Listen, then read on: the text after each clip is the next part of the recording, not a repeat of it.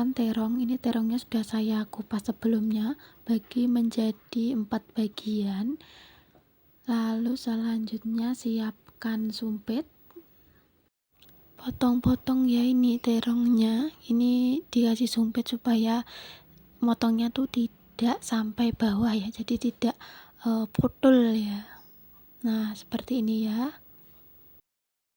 Selanjutnya siapkan wadah yang sudah berisi air, lalu beri garam sedikit saja.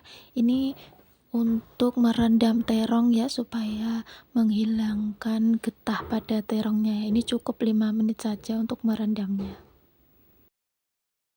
Selanjutnya siapkan tepung serbaguna ya, ini mau pakai merek apa aja boleh. Lalu masukkan terong yang tadi sudah direndam 5 menit ke dalam tepung ya. Ini dibaluri secara merata ya. Jangan lupa ini juga sampai ke dalam-dalamnya seperti ini ya, supaya bagian dalam juga lebih crispy lagi nantinya kalau sudah digoreng ya.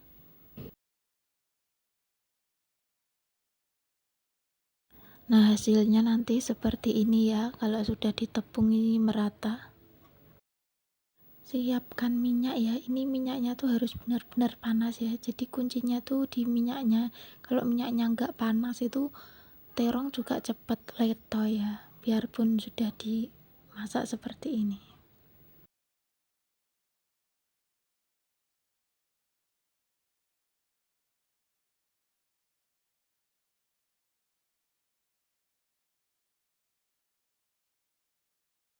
Jangan lupa ini ya, untuk dibolak-balik supaya matangnya itu lebih merata. Nah, kalau warnanya sudah berubah seperti ini dan ini mekar, ini tandanya sudah matang ya.